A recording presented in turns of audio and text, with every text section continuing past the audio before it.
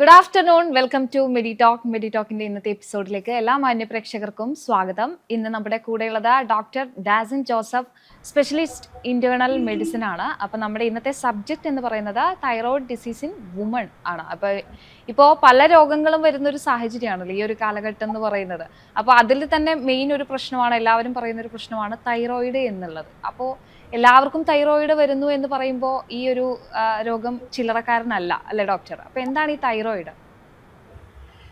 Thyroid നമുക്ക് അതായത് നമുക്ക് ആണുങ്ങളായാലും പെണ്ണുങ്ങളായാലും നമുക്ക് രണ്ടുപേർക്കും കഴുത്തിന്റെ ഫ്രണ്ട് ഭാഗത്തായിട്ട് നമുക്കുള്ള ഒരു ഗ്രന്ഥിയാണ്. അത് ഹോർമോൺസ് സെക്രേറ്റ് ചെയ്യുന്ന ഒരു ഓർഗനാണ്. പെണ്ണുങ്ങളെ സംബന്ധിച്ചിടത്തോളം ഹോർമോൺസ് കുറച്ചും കൂടെ ഇമ്പോർട്ടൻ്റ് ആയിട്ട് തൈറോയിഡ് റിലേറ്റഡ് ഡിസീസ് പെണ്ണുങ്ങളിലാണ് കൂടുതലായിട്ട് കാണുന്നത്. പക്ഷെ അത് രണ്ടുപേർക്കും വരുന്നതാണ്, men and for women. Thyroid തന്നെ രണ്ട് ടൈപ്പില്ലേ? തൈറോയിഡ് തന്നെ അപ്പൊ നമ്മുടെ ഈ തൈറോയിഡിന്റെ ഓർഗനിന് നമുക്ക് പല രീതിയിൽ അസുഖങ്ങൾ വരാം. അപ്പം അതിൽ ഒന്ന് നമ്മൾ മെയിനായിട്ട് നമ്മൾ രണ്ടായിട്ട് തിരിക്കുന്നത് തൈറോയിഡിന്റെ ഫങ്ഷൻ എന്തെങ്കിലും പ്രശ്നം വരുന്നുണ്ടോ അതോ അതിന് സ്ട്രക്ചറിന് എന്തെങ്കിലും പ്രശ്നം വരുന്നുണ്ടോ എന്നാണ്. ഇപ്പൊ ഈ ചഞ്ചല എന്നോട് ചോദിച്ചത് ഫങ്ഷൻ റിലേറ്റഡ് ആയിട്ടുള്ള രണ്ട് തരത്തിലെ തൈറോയിഡാണ്. അതായത് ഹൈപ്പോ തൈറോയിഡിസം ഉണ്ട്, ഹൈപ്പർ തൈറോയിഡിസം ഉണ്ട്. സോ പേരിൽ തന്നെ നമുക്കത് മനസ്സിലാക്കും. തൈറോയിഡിന്റെ പ്രവർത്തനം കുറയുമ്പോൾ നമ്മൾ അതിനെ ഹൈപ്പോ തൈറോയിഡിസം എന്ന് വിളിക്കും. അതായത് നമുക്ക് ആവശ്യത്തിന് ഹോർമോൺ നമ്മുടെ ശരീരത്തിൽ അത് സെക്രീറ്റ് ചെയ്യുന്നില്ല എന്നുള്ളൊരു സ്ഥിതിയിൽ. ഹൈപ്പർ തൈറോയിഡിസം എന്ന് പറയുമ്പോൾ നമുക്ക് ആവശ്യത്തിനേക്കാളും കൂടുതൽ ഹോർമോൺസ് ആ സമയത്ത് നമ്മുടെ ബോഡി സെക്രീറ്റ് ചെയ്യുമ്പോഴാണ് ഹൈപ്പർ തൈറോയിഡിസം എന്ന് നമ്മൾ പറയുന്നത്. അപ്പോൾ നമ്മുടെ ശരീരത്തിൽ നോർമലായിട്ട് ഒരു ഫങ്ഷനിങ് നടക്കണമെങ്കിൽ നോർമൽ എമൗണ്ട് ഓഫ് ഹോർമോൺ ആണ് നമ്മൾ പ്രതീക്ഷിക്കുന്നത്. ഹൈപ്പോ ആയാലും പ്രശ്നമാണ്, ഹൈപ്പർ ആയാലും പ്രശ്നമാണ്.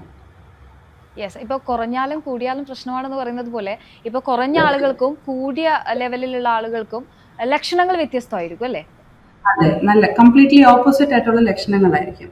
അപ്പൊ മെയിനായിട്ട് നമ്മൾ എപ്പോഴും നമ്മൾ കണ്ടുവരുന്നത് എന്ന് പറഞ്ഞു കഴിഞ്ഞാൽ വെയിറ്റിന്റെ വ്യത്യാസങ്ങളാണ് മെയിനായിട്ടും തൈറോയ്ഡ് ചെക്ക് ചെയ്യാനായിട്ട് ഒരാൾ ആശുപത്രി വരുന്നത്.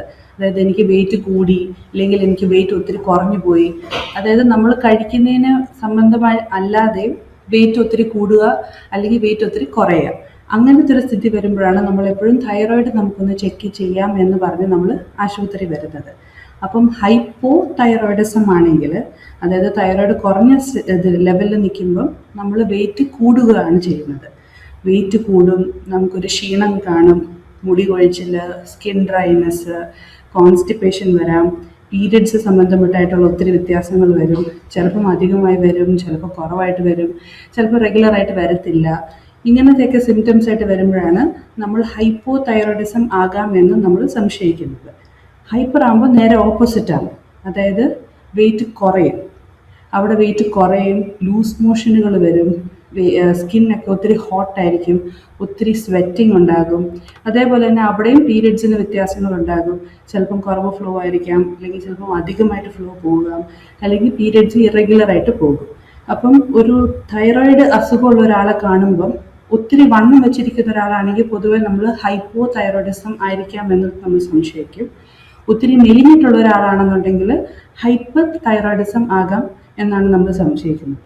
ഇങ്ങനെയാണ് യൂഷ്വലി കോമൺ ആയിട്ട് വെരി ഇതായിട്ട് പറയുമ്പോഴത്തേക്ക് നമ്മൾ അവർ തമ്മിൽ വ്യത്യാസപ്പെടുത്തുന്നത്. ആളുകളെ സംബന്ധിച്ച് അത് ചികിത്സ തേടേണ്ട ഒരു സിറ്റുവേഷൻ തന്നെയല്ലേ? കുറയുന്നതാണെങ്കിലും കൂടുന്നതാണെങ്കിലും ആണ്. രണ്ടിനും നമുക്ക് ചികിത്സ വേണം. കാരണം തൈറോയിഡ് കുറയുവാണെന്നുണ്ടെങ്കിൽ നമ്മൾ വെളിയിൽ നിന്ന് അതിൻ്റെ ഹോർമോൺ ടാബ്ലറ്റ് സ്റ്റാർട്ട് ചെയ്യണം. അത് ഡിപ്പെൻഡിങ് ആ ലെവൽ അനുസരിച്ചിട്ട് തൈറോയിഡിൻ്റെ നമ്മൾ ബ്ലഡ് ടെസ്റ്റ് ചെയ്യുമ്പോഴത്തേക്ക് നമുക്ക് അറിയാൻ ഒക്കും എന്തോരം തൈറോയിഡ് ഹോർമോൺ ഉണ്ട്, ഇനി എന്തോരം നമുക്ക് എക്സ്ട്രാ കൊടുക്കണം. അപ്പോൾ അത് വെച്ചിട്ട് നമ്മളൊരു ഡോസ് സെറ്റ് ചെയ്തിട്ട് നമ്മൾ അതിന് ട്രീറ്റ്മെൻറ്റ് സ്റ്റാർട്ട് ചെയ്യണം. ഹൈപ്പർ ആണെന്നുണ്ടെങ്കിൽ ലെവൽ എന്തോരം ഉണ്ട്, അതിനെ കുറയ്ക്കാനായിട്ട് അതിന് വേറെ ഗ്രൂപ്പ് ഓഫ് മെഡിസിൻസ് ഉണ്ട് ഹോർമോണിൻ്റെ ലെവൽ കുറയ്ക്കാൻ വേണ്ടിയിട്ട്. രണ്ടിനും നമ്മൾ ട്രീറ്റ്മെൻറ്റ് എടുക്കേണ്ട കാര്യങ്ങൾ സിറ്റുവേഷൻ തന്നെ. കോളർ ഉണ്ട്. ഹലോ. ഹലോ, ഗുഡ് ആഫ്റ്റർനൂൺ, സംസാരിച്ചോളൂ. Good afternoon doctor. ഡോക്ടർ, ഞാൻ ഒരു പ്രാവശ്യം ഇതേപോലെ തൈറോയിഡ് ചെക്ക് ചെയ്തിട്ടുണ്ടായിരുന്നു. അപ്പോൾ അതൊരു 4 വർഷം മുന്നാണ്. അപ്പൊ നമുക്ക് എത്ര നാൾ കൂടുമ്പോഴാണ് ഈ തൈറോയ്ഡ് നമ്മൾ ചെക്ക് ചെയ്യുന്നത്? വീണ്ടും അത് ഇങ്ങനെ അപ്പൊ ഇല്ലായിരുന്നു, പിന്നെ അത് വരാൻ സാധ്യതയുണ്ടോ? അതെ, വരാൻ സാധ്യതയുണ്ട്. കാരണം നമ്മുടെ ഹോർമോൺ ഫ്ലക്ച്വേഷൻസ് നമുക്ക് ലൈഫിൽ നടക്കുന്ന പോലെ ഏത് സമയത്തും ഏത് രോഗം വേണേലും നമുക്ക് വരാം. അപ്പം ഒരു പ്രാവശ്യം നമ്മൾ ചെക്ക് ചെയ്തെന്ന് പറഞ്ഞുകൊണ്ട് നമുക്ക് ഇനി വരത്തില്ല എന്ന് നമുക്ക് പറയാൻ ഒക്കത്തില്ല. ഷുഗർ പോലെ പിന്നെ നമ്മൾ ഷുഗർ നോക്കി ജീവിതകാലം മുഴുവൻ ഷുഗർ വരില്ല എന്ന് നമുക്ക് പറയാൻ ഒക്കത്തില്ലാത്ത പോലെ തൈറോയിഡും അങ്ങനെ നമുക്ക് അറ്റ്ലീസ്റ്റ് ഒരു വൺസ് ഇൻ എ ഇയറോ അല്ലെങ്കിൽ വൺസ് ഇൻ 2 years നമ്മുടെ ഹെൽത്ത് ചെക്കപ്പിൻ്റെ ഭാഗമായിട്ട് നമ്മൾ ചെയ്യേണ്ട ഒരു ബ്ലഡ് ടെസ്റ്റ് തന്നെയാണ്. എസ്പെഷ്യലി ഇയാൾ പ്രഗ്നൻസിക്ക് ട്രൈ ചെയ്യുവാണ് അല്ലെങ്കിൽ ഫെർട്ടിലിറ്റിക്ക് വേണ്ടിയിട്ട് നമ്മൾ ട്രീറ്റ്മെൻറ്റോ അങ്ങനെ എടുത്തുകൊണ്ടിരിക്കുവാണെന്നുണ്ടെങ്കിൽ കുറച്ചും കൂടി ഫ്രീക്വൻ്റ് ആയിട്ട് നമ്മൾ തൈറോയിഡ് ചെക്ക് ചെയ്യേണ്ടതാണ്. ഓക്കെ. ഇത് നമ്മൾ ചെക്ക് ചെയ്യുമ്പോൾ ഒറ്റ ടൈപ്പ് തൈറോയിഡ് ആണോ ഉള്ളത്, അതോ? നമ്മൾ തൈറോയിഡ് നോക്കുന്നത് 3 ടെസ്റ്റുകളാണ്. നമ്മുടെ തൈറോയിഡ് ഹോർമോൺസ് T3 ആൻഡ് T4ഉം പിന്നെ തൈറോയിഡ് സ്റ്റിമുലേറ്റിംഗ് ഹോർമോൺ എന്ന് പറഞ്ഞ് TSH ടെസ്റ്റാണ് ചെയ്യുന്നത്.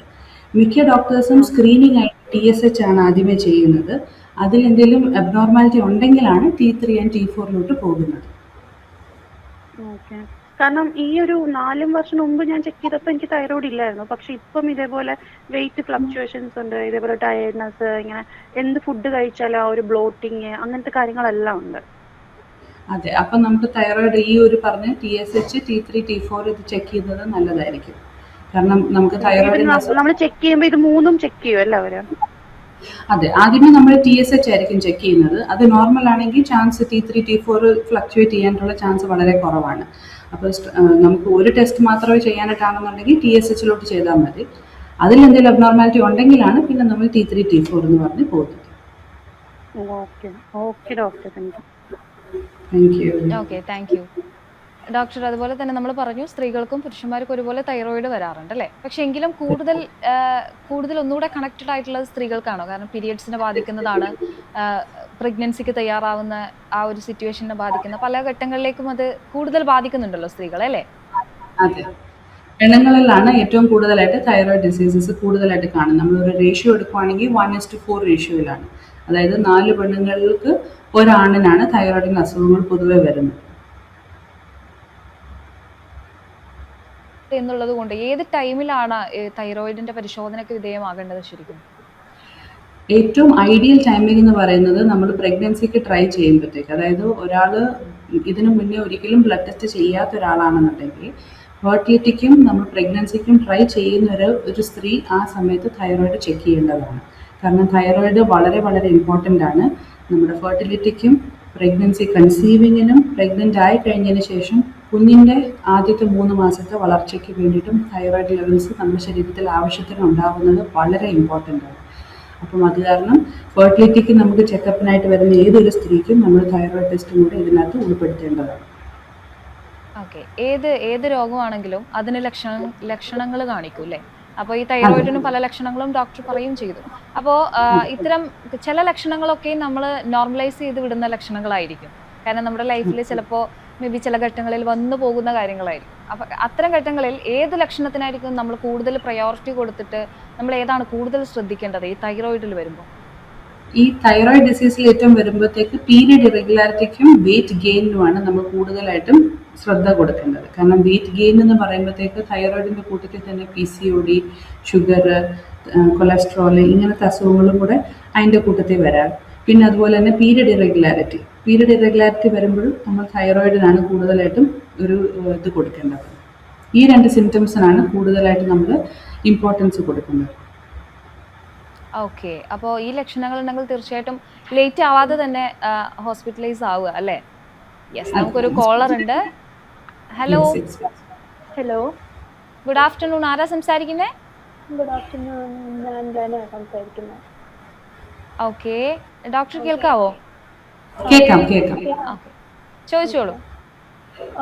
ഈ മുടികൊഴിയൽ തൈറോയിഡിന്റെ സിംറ്റം ആണോ? അതെ, ഹെയർ ഫോള് ഹെയറിനെ ഒത്തിരി ബ്രിട്ടിൽ ആക്കുന്നത് തൈറോയിഡിൻ്റെ ഒരു സിംറ്റമാണ്. ഹെയർ ഫോൾ നന്നായി വരാം തൈറോയിഡിൻ്റെ അസുഖമുള്ള ആൾക്കാർക്ക്. ഓക്കെ, വേറെ സിംറ്റംസ് ആയിട്ട് നമുക്ക് തൈറോയിഡ് ഇപ്പം നമ്മൾ പറഞ്ഞ പോലെ ഹൈപ്പോ തൈറോയിഡിസം, അതായത് ഹോർമോൺ കുറഞ്ഞൊരു ലെവലിലാണെന്നുണ്ടെങ്കിൽ വെയിറ്റ് ഗെയിനും വരാം, നമുക്കൊരു ക്ഷീണം വരാം, ടയേർഡ്നെസ് വരാം, ഫെറ്റീഗ് വരാം, ഒരു പെർട്ടിക്കുലർ ആക്ടിവിറ്റി ചെയ്യാനായിട്ടുള്ള ഒരു എനർജി ഇല്ലായ്മ വരാം. പിന്നെ നമുക്ക് സ്വെറ്റിംഗ് ഒത്തിരി പുവറാകാം, സ്കിൻ ഒത്തിരി ഡ്രൈ ആയി അങ്ങനെ ഒത്തിരി ഹാർഡായിട്ടിരിക്കുന്ന ഒരു സ്കിന്നാകാം, കോൺസ്റ്റിപ്പേഷൻ വരാം, ബ്ലോട്ടിങ് വരാം, അതേപോലെ തന്നെ കുറച്ച് ദൂരം നടക്കുമ്പോൾ ശ്വാസം മുട്ടൽ, ഇങ്ങനത്തെ സിംറ്റംസ് ഹൈപ്പോതൈറോയിഡിസത്തിൽ നമുക്ക് പ്രതീക്ഷിക്കാം. ഇതിൻ്റെ ഓപ്പോസിറ്റ് ആയിരിക്കും ഹൈപ്പറിൽ വരുന്നത്. Okay, thank you. Okay, thank you doctor. ഇപ്പോൾ നേരത്തെ നമ്മൾ പറഞ്ഞതുപോലെ ഇപ്പോൾ മേ ബി ഒരു കുറച്ച് വർഷങ്ങൾക്ക് മുന്നേ തൈറോയിഡ് ടെസ്റ്റ് ചെയ്തിട്ട് അത് ഉണ്ടെന്ന് കണ്ടിട്ട് ചികിത്സ തേടിയെന്ന് കരുതുക. പിന്നീട് എഗെയിൻ അത് ചിലപ്പോൾ മാറിയതിന് ശേഷം എഗെയിൻ വരാനുള്ള സാധ്യത കൂടുതലുണ്ടോ? തൈറോയിഡ് നമുക്ക് ഒരു ക്രോണിക് ഡിസീസിൻ്റെ അകത്താണ് നമ്മൾ ഉൾപ്പെടുത്തുന്നത്. അതായത് നമുക്ക് ഒന്ന് തൈറോയിഡ് ഡിസീസ് വന്നു കഴിഞ്ഞ് കഴിഞ്ഞാൽ അതിൻ്റെ കോസ് അനുസരിച്ചിട്ട്, ഇപ്പം ഫെമിലിയലാണ്, ജനറ്റിക് ആയിട്ടുള്ളൊരു കോസ് ആണെങ്കിൽ ആ കോസ് മാറുന്നില്ല. ആ ഒരു പെർട്ടിക്കുലർ സമയത്തെ ഹോർമോൺ ലെവൽ എങ്ങനെയുണ്ടോ അതിനനുസരിച്ച് മെഡിസിൻസ് മാറുക എന്നുള്ളതേ ഉള്ളൂ. സോ ചില ആൾക്കാർക്ക് ഹോർമോൺ ലെവൽസ് നോർമലൈസ് ആയി കഴിയുമ്പോൾ മെഡിസിൻസ് സ്റ്റോപ്പ് ചെയ്യാൻ പറ്റുമായിരിക്കാം. ചില ആൾക്കാർക്ക് അത് കണ്ടിന്യൂ ചെയ്യേണ്ട ഒരു സ്ഥിതിയാണ്. അതായത് ലൈഫ് ലോങ് ആയിട്ട് ചിലപ്പം ഹോർമോൺസിൻ്റെ ടാബ്ലറ്റ് എടുക്കേണ്ടി വരും. അതിൻ്റെ ഡോസ് എത്രയാണെന്നുള്ളത് നമ്മൾ 3 തൊട്ട് 6 മാസം വരെ നമ്മൾ ഇടയ്ക്കിടയ്ക്ക് ടെസ്റ്റ് ചെയ്ത് അതിൻ്റെ ഫ്ലക്ച്വേഷൻ അനുസരിച്ചിട്ട് നമ്മൾ കൂട്ടുകയും താഴ്ത്തുകയാണ് ചെയ്യുന്നത്. സോ തൈറോയിഡ് യൂഷ്വലി അങ്ങനെ നമുക്ക് പനി വന്നിട്ട് മാറുന്ന തരത്തിലുള്ളൊരു അസുഖമല്ല. ചില സമയത്ത് അത് ക്രോണിക് ആയിട്ട് തന്നെ പോകുന്നൊരു അസുഖമാണ്. ഓക്കെ, ഇപ്പോൾ തൈറോയിഡ് നമ്മൾ പറഞ്ഞു, ഈ സാധാരണ നമ്മുടെ ചിലപ്പോൾ ജെനറ്റിക്കലി നമുക്ക് വരുന്ന കുറേ പ്രശ്നങ്ങളുണ്ടാവും പല പല രോഗങ്ങളിലും. അതുപോലെ ജീവിതശൈലി കൊണ്ട് നമുക്ക് വരുന്ന കുറേ പ്രശ്നങ്ങളുണ്ടാവും. അപ്പോൾ ഈ ഏത് തരത്തിൽ നമുക്ക് പെടുത്താം തൈറോയിഡിനെ? രണ്ടിലും പെടുത്താം.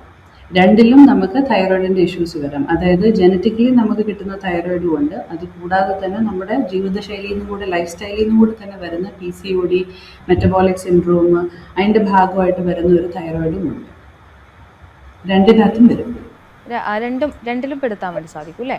അപ്പോൾ ഇത്തരത്തിൽ നമ്മളിപ്പോൾ ജെനറ്റിക്കലി തൈറോയിഡ് വരികയാണെങ്കിൽ അതിപ്പോൾ അല്ലെങ്കിൽ അത് നമുക്കത് ഭേദമാക്കാൻ പറ്റുന്ന ഒരു രീതിയാണോ ശരിക്കും ജെനറ്റിക്കലി വരുന്നതിന്? ജനറ്റിക്കലി വരുവാണെന്നുണ്ടെങ്കിൽ അതിൻ്റെ കോസ് മാറുന്നില്ല. നമ്മൾ മെഡിസിൻസ് എടുത്തിട്ട് നമുക്ക് അതിൻ്റെ ഡോസ് അപ്പ് ആൻഡ് ഡൗൺ ആക്കാവുന്നതാണ്. പക്ഷെ അതിൻ്റെ ആ ഒരു പെർട്ടിക്കുലർ റീസൺ എന്തുകൊണ്ടാണ് ഇയാൾക്കൊരു തൈറോയിഡിൻ്റെ ഫ്ലക്ച്വേഷൻ വന്നതെന്നുള്ളത് ആ കോസ് മാറുന്നില്ല. സോ അസുഖം ആ ലെവൽ അനുസരിച്ചിട്ട് ആ സമയത്ത് എത്ര ലെവലാണോ ഉള്ളത് അതിനനുസരിച്ച് മെഡിസിൻ എടുക്കുക എന്നുള്ളതാണ് അതിൻ്റെ ട്രീറ്റ്മെൻറ്റ് മാത്രമേ ഉള്ളൂ അല്ലേ? ഇപ്പോൾ പ്രഗ്നൻസി ഓൾറെഡി ചിലപ്പോൾ പ്രഗ്നൻ്റ് ആയിട്ടുള്ള വുമൺ ആണ് തൈറോയിഡ് എങ്കിൽ അത് കുട്ടികളിലേക്ക് അല്ലെങ്കിൽ കുട്ടിയിലേക്ക് ബാധിക്കാനുള്ള സാധ്യതയുണ്ടോ? ഉണ്ട്. അത് കാരണമാണ് കൊച്ചിൻ്റെ ആദ്യത്തെ ഒരു 3 മാസത്തിൽ അവർക്ക് തൈറോയിഡ് ഗ്ലാൻഡിൻ്റെ ഫങ്ഷനിങ്ങിനും അവരുടെ ഹോർമോണിൻ്റെ ഗ്രോത്തിനും ഇതിനെല്ലാത്തിനും അമ്മയുടെ തൈറോയിഡാണ് യൂസ് ചെയ്യുന്നത്. അപ്പോൾ പ്രഗ്നൻസിയിൽ നമുക്ക് ആവശ്യത്തിന് തൈറോയിഡ് ഹോർമോൺ ഉണ്ടാകുന്നത് വളരെ ഇമ്പോർട്ടൻ്റ് ആണ്. അപ്പം അമ്മയ്ക്ക് തൈറോയിഡ് ഹോർമോൺ ആവശ്യത്തിനില്ല എന്നുണ്ടെങ്കിൽ അത് കുഞ്ഞിനാണെങ്കിലും ബാധിക്കാനായിട്ട് സാധ്യതയുണ്ട്. അത് കാരണമാണ് പ്രഗ്നൻസി ആൻഡ് ഫെർട്ടിലിറ്റി ടൈമിൽ തൈറോയിഡ് വളരെ ഇമ്പോർട്ടൻ്റ് ആയിട്ട് ചെക്ക് ചെയ്യണം എന്ന് നമ്മൾ നിർബന്ധപ്പെടുത്തുന്നു. ആൻഡ് ഇപ്പം നമുക്ക് പിള്ളേർക്ക് എല്ലാ കുട്ടികൾക്കും ഒരുമാതിരി ഇൻഡസ്ട്രിയലൈസ്ഡ് ആയിട്ടുള്ള എല്ലാ കൺട്രീസിലും കൺജനൈറ്റൽ ഹൈപ്പോതൈറോയിഡിസം ഉണ്ടോ എന്ന് നോക്കാൻ വേണ്ടിയിട്ട് തൈറോയിഡിൻ്റെ ടെസ്റ്റ് എല്ലാ കുട്ടികളിലും ജനിക്കുമ്പോഴേ തന്നെ നമ്മൾ ചെയ്യുന്നതാണ്. കാരണം ഇത് കുഞ്ഞുങ്ങളുടെ ബ്രെയിൻ ഡെവലപ്മെൻറ്റിനെയും IQനെയും ബാധിക്കുന്ന ഒരു അസുഖമാണ് കൺജനൈറ്റലി വരുമ്പോൾ. അതായത് ചെറിയ പ്രായത്തിൽ തന്നെ നമുക്ക് തൈറോയിഡിൻ്റെ ബുദ്ധിമുട്ടുകൾ വരുമ്പോഴത്തേക്ക് കുഞ്ഞുങ്ങളെ അങ്ങനെ ബാധിക്കുന്നതായത് കാരണം ഈസിലി പ്രിവെൻറ്റബിൾ ആയിട്ടുള്ളൊരു ഡിസീസാണിത്. അപ്പം നമ്മൾ ജനിക്കുന്ന കുഞ്ഞിനെ അപ്പം തന്നെ നമുക്ക് തൈറോയിഡ് ടെസ്റ്റിംഗ് ചെയ്ത് അത് കുറവാണെന്നുണ്ടെങ്കിൽ അതിനുള്ള ഹോർമോണിൻ്റെ സപ്ലിമെൻറ്റ്സ് നമ്മൾ അപ്പം തന്നെ സ്റ്റാർട്ട് ചെയ്യും. ഓക്കെ, ഇപ്പോൾ പ്രഗ്നൻസി വരെ അല്ലെങ്കിൽ പ്രഗ്നൻ്റ് ആവുന്നത് വരെ തൈറോയിഡ് പ്രശ്നങ്ങളൊന്നുമില്ല.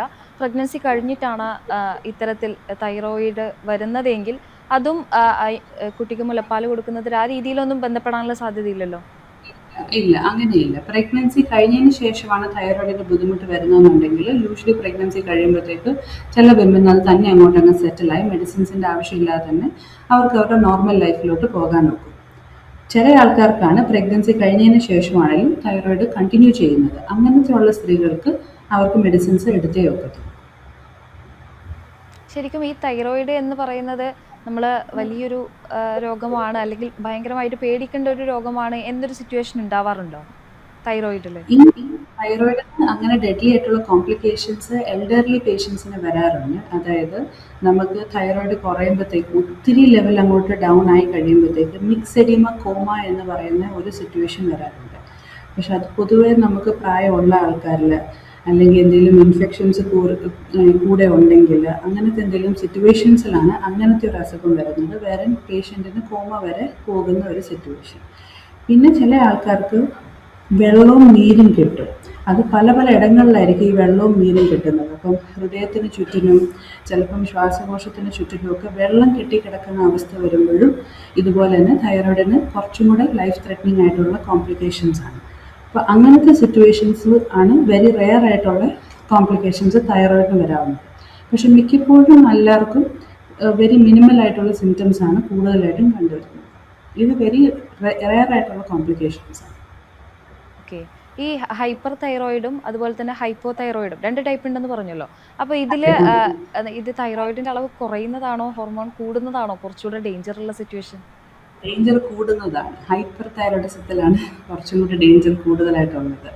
അപ്പോൾ നമുക്ക് ഫാസ്റ്റായിട്ട് ഹാർട്ട് ബീറ്റ് അടിക്കുന്നതും നമുക്ക് ഹാർട്ട് റേറ്റ് ഒത്തിരി ഹൈ ആയി അങ്ങനെ ഹാർട്ട് റേറ്റിൻ്റെ ഫ്ലക്ച്വേഷൻസ് വന്ന അസുഖങ്ങൾ വരുന്നതൊക്കെ കൂടുതലും ഹൈപ്പർ തൈറോയിഡിസത്തിലാണ്. ഈവൻ പ്രഗ്നൻസി കുറച്ചും കൂടെ കോംപ്ലിക്കേറ്റഡ് ആക്കുന്നതും ഹൈപ്പർ തൈറോയിഡിസമാണ്. ഹൈപ്പോ കമ്പാരിറ്റീവ്ലി വലിയ കുഴപ്പമില്ല. ഈ പ്രഗ്നൻസി ടൈമിൽ ഇപ്പോൾ ഏകദേശം ഏത് മന്തിന് മുന്നേ ഇതിൻ്റെ ചെക്ക് ചെയ്യണം അല്ലെങ്കിൽ എത്ര മന്തിന് ശേഷം, പ്രഗ്നൻ്റ് ആയതിന് ഇത്ര മന്തിന് ശേഷം ടാബ്ലറ്റ് എടുക്കുകയാണെങ്കിൽ, ചികിത്സ തൈറോയിഡിന് എടുക്കുകയാണെങ്കിൽ പ്രഗ്നൻസിക്ക് കുഴപ്പമൊന്നും ഉണ്ടാവില്ലല്ലോ? നമ്മൾ പ്രഗ്നൻ്റ് ആകുമ്പോഴേ തന്നെ നമ്മൾ ഹോർമോൺ ടെസ്റ്റ് അതായത് പ്രഗ്നൻസിയുടെ ടെസ്റ്റ് ചെയ്യുന്നതിൻ്റെ കൂട്ടത്തിൽ തന്നെ തൈറോയിഡ് ടെസ്റ്റും കൂടി ചെയ്യും. ആ സെയിം ടൈമിൽ തന്നെയാണ് നമ്മൾ തൈറോയിഡ് ഹോർമോൺ ടെസ്റ്റിംഗ് ചെയ്തിട്ട് നോർമലാണോ ഇല്ലയോ നോക്കുന്നത്. ആൻഡ് എവറി ട്രൈമസ്റ്ററിൽ ഒരിക്കലെങ്കിലും നമ്മൾ തൈറോയിഡ് ഒന്നും കൂടെ റീചെക്ക് ചെയ്യും. അതായത് നേരത്തെ ബുദ്ധിമുട്ടുകളൊന്നും ഇല്ലാത്ത ഒരാൾക്ക് ഫസ്റ്റ് ട്രൈമസ്റ്ററിൽ ഒരു പ്രാവശ്യം ചെക്ക് ചെയ്യും, സെക്കൻഡ് ട്രൈമസ്റ്ററിലും ഒരു പ്രാവശ്യം ചെക്ക് ചെയ്യും, തേർഡ് ട്രൈമസ്റ്ററിലും ഒരു പ്രാവശ്യം ചെക്ക് ചെയ്യും. തൈറോയിഡിന് ബുദ്ധിമുട്ടുള്ള ആൾക്കാർക്കാണെന്നുണ്ടെങ്കിൽ പിന്നെ അതിൻ്റെ ട്രീറ്റ്മെൻറ്റ് അനുസരിച്ചിട്ട് അവരുടെ ഡോസേജ് അഡ്ജസ്റ്റ് ചെയ്ത് കഴിഞ്ഞതിന് ശേഷം ഫ്രീക്വൻറ്റ് ടെസ്റ്റിംഗ് ഉണ്ടായിരിക്കും. ഓക്കെ. നമ്മളിപ്പോൾ സാധാരണ എന്താണെങ്കിലും എന്ത് അസുഖം വരികയാണ്, എന്ത് രോഗം വരികയാണെങ്കിലും സാധാരണ പണ്ടുള്ളവരൊക്കെയും പറയാറുണ്ട് ഇപ്പോഴാണല്ലോ ഇതൊക്കെ വന്നത്, പണ്ടും നമ്മളെല്ലാവരും ജീവിച്ചിരുന്നില്ലേ എന്നുള്ളൊരു കാര്യം പറയാറുണ്ട്. അപ്പോൾ അത്തരത്തിൽ നോക്കുകയാണെങ്കിൽ എല്ലാത്തിനും ചിലപ്പോൾ ചെറിയൊരു സൊല്യൂഷൻ നമ്മുടെ വീട്ടിൽ തന്നെ ഉണ്ടാവും, അല്ലെങ്കിൽ നമ്മുടെ ചുറ്റുപാട് അങ്ങനെ ഉണ്ടാവുമല്ലോ. അപ്പോൾ അത്തരത്തിൽ നമ്മൾ അടിസ്ഥാനപരമായിട്ട് ഇതൊക്കെ വരാതിരിക്കാൻ ചെയ്യേണ്ട കുറച്ച് കാര്യങ്ങൾ ഉണ്ടാവില്ലേ? നമുക്കിപ്പോൾ ജനറ്റിക് ആയിട്ടുള്ളതാണെന്നുണ്ടെങ്കിൽ അതിൽ വലിയതായിട്ട് നമുക്ക് വീട്ടിലായിട്ട് തൈറോയിഡിന് വേണ്ടി സ്പെസിഫിക് ആയിട്ടൊന്നും ചെയ്യാനായിട്ടില്ല. ജനറ്റിക്കോ അല്ലെങ്കിൽ ഓട്ടോ ഇമ്മ്യൂൺ ആണെന്നുണ്ടെങ്കിൽ അത് നമ്മുടെ ശരീരത്തിലുള്ള ഒരു അസുഖമാണ്. അത് അതിൻ്റെ ഒരു ഏജ് ആകുമ്പോഴത്തേക്ക് അത് വരും എന്നുള്ളതാണ്. പിന്നെ നമ്മൾ പറഞ്ഞല്ലോ തൈറോയിഡ് ഒരു ലൈഫ് സ്റ്റൈൽ ഡിസീസും കൂടെ ആണെന്നുള്ളത്. അങ്ങനത്തെ സിറ്റുവേഷൻ നമ്മുടെ ഡയറ്റും നമ്മുടെ ലൈഫ് സ്റ്റൈലൊക്കെ ഒന്ന് നമ്മൾ കൺട്രോൾ ചെയ്യുവാണെന്നുണ്ടെങ്കിൽ, സർട്ടൻ ഫുഡ് ഐറ്റംസ് ഒക്കെ നമ്മൾ അവോയ്ഡ് ചെയ്യുവാണെന്നുണ്ടെങ്കിൽ നമുക്ക് തൈറോയിഡ് വരാതിരിക്കാനുള്ള സാധ്യതകളുണ്ട്. മെയിനായിട്ട് ജങ്ക് ഫുഡ് അത്തരത്തിലുള്ള ഫുഡുകൾ അവോയ്ഡ് ചെയ്യാനാണോ അതോ അതെ, നമുക്ക് ടൈപ്പ് എന്നുണ്ടോ? ലൈഫ് സ്റ്റൈൽ റിലേറ്റഡ് ആയിട്ടുള്ള ഡിസീസസ് ആകുമ്പോൾ processed and ultra processed food കഴിവുന്നതും നമ്മൾ അവോയ്ഡ് ചെയ്യുക. As much as possible natural ഫുഡിലോട്ട് പോകുക എന്നുള്ളതാണ്. പിന്നെ തൈറോയിഡ് സ്പെസിഫിക് ആയിട്ട് ചില സ്റ്റഡീസിൽ ഇങ്ങനെ കാണിച്ചേക്കുന്നത് ക്യാബേജ്, കോളിഫ്ലവർ, ബ്രോക്കലി അങ്ങനത്തെ ഒക്കെ കുറച്ച് വെജിറ്റബിൾസ് കുറച്ചും കൂടെ തൈറോയിഡ് ഫ്ലക്ച്വേഷൻസ് ഉണ്ടാക്കാൻ സാധ്യതയുണ്ട്. പക്ഷെ അത് ജനറൽ പോപ്പുലേഷൻ അവോയ്ഡ് ചെയ്തിട്ട് കാര്യമില്ല. തൈറോയിഡ് ഉള്ള ഒരാൾക്ക് മേ ബി അത് കുറച്ച് റെസ്ട്രിക്റ്റീവ് ആണെന്നുണ്ടെങ്കിൽ ബെനിഫിറ്റ്സ് കാണാൻ സാധ്യതയുണ്ട്. അത് കൂടാതെ ഇപ്പോൾ വർക്കൗട്ടും കാര്യങ്ങളും, വ്യായാമം, യോഗ, വർക്കൗട്ട് ഇത്തരത്തിലുള്ള കാര്യങ്ങൾ ജീവിതശൈലിയിൽ ഉൾപ്പെടുത്തുന്നത് കൊണ്ട് ഗുണം ഉണ്ടാവാൻ സാധ്യതയുണ്ടോ? യെസ്, അതെപ്പോഴും നമുക്ക് ഗുണകരം തന്നെയാണ്. നമുക്ക് തൈറോയിഡ് എന്ന് മാത്രമല്ല, ബാക്കി ഡയബറ്റീസ് ആയാലും അല്ലെങ്കിൽ കൊളസ്ട്രോൾ ആയാലും നമ്മുടെ എല്ലാ തരത്തിലെയും ക്രോണിക് ലൈഫ് സ്റ്റൈൽ ഡിസീസസിന് അടി വരുന്ന എല്ലാ അസുഖങ്ങൾക്കും എക്സസൈസസ് ആൻഡ് ഡയറ്റ് നമ്മൾ നോക്കുകയാണെന്നുണ്ടെങ്കിൽ അത് നമുക്ക് എത്ര പുഷ് ചെയ്യാൻ പറ്റുമോ അത്രയും നമുക്ക് പുഷ് ചെയ്യാൻ പറ്റും.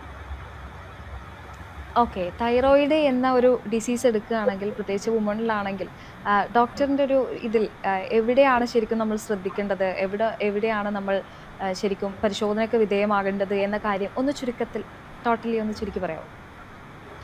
നമുക്ക് ഇപ്പം ആസ് എ വുമൻ നമ്മൾ പറയുവാണെന്നുണ്ടെങ്കിൽ ഏർലി 20s നമ്മൾ പ്രഗ്നൻസിക്കും ഫെർട്ടിലിറ്റിക്കും ട്രൈ ചെയ്യുന്ന ഒരാളാണെന്നുണ്ടെങ്കിൽ തൈറോയിഡിനെ ടെസ്റ്റ് ചെയ്യുക. This is number 1. നമ്പർ 2, നമ്മുടെ നോർമൽ ലൈഫ് സ്റ്റൈൽ മെയിൻറ്റെയിൻ ചെയ്യാനായിട്ടും നമ്മുടെ പീരിയഡ് ഹെൽത്തിനും വേണ്ടിയിട്ട് നമ്മൾ ഡയറ്റ് ആൻഡ് എക്സസൈസ് നോക്കുമ്പം അതിൻ്റെ അകത്ത് തന്നെ നമുക്ക് കുറേയൊക്കെ തൈറോയിഡ് നമുക്ക് കൺട്രോൾ ചെയ്ത് നമുക്ക് അസുഖങ്ങൾ വരാതെ അങ്ങനെ മെയിൻറ്റെയിൻ ചെയ്ത് പോകാനായിട്ട് സാധിക്കും.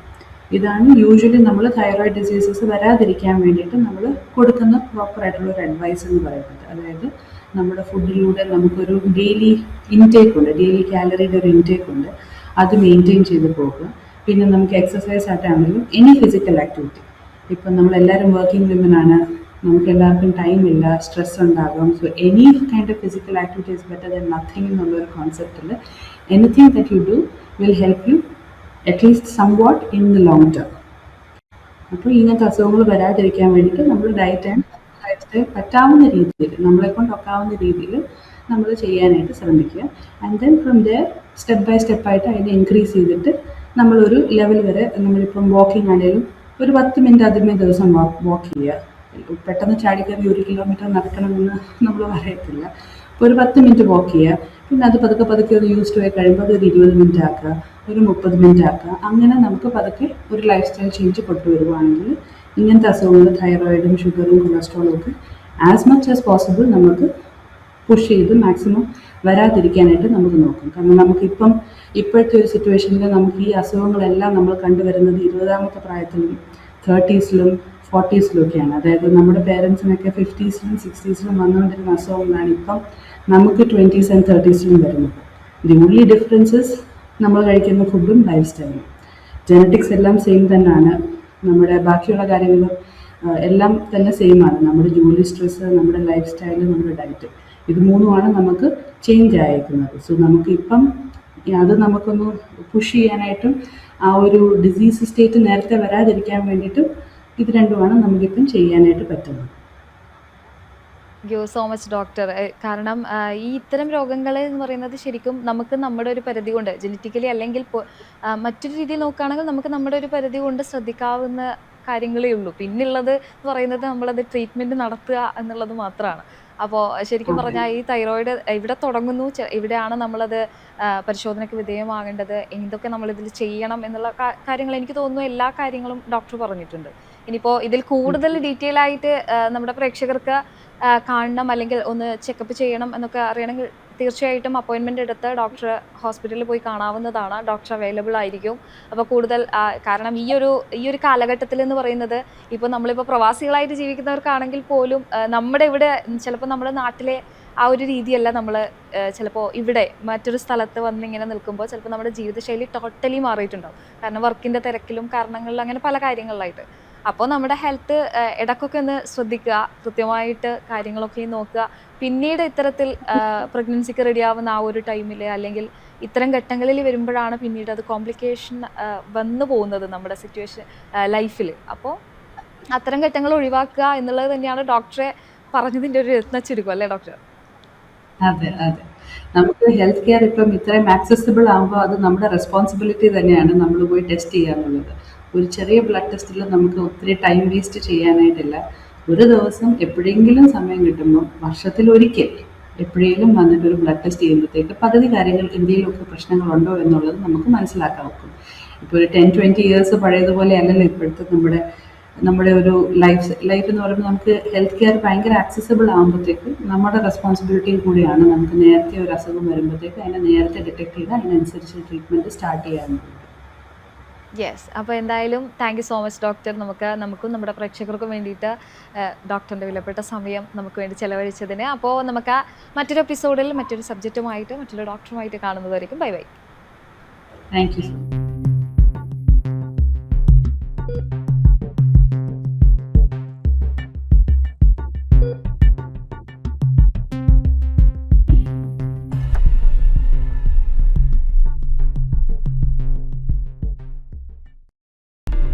Millennium Hospital Abu Dhabi, specialised in women and childcare. For appointments, contact +971 26 11 33 33.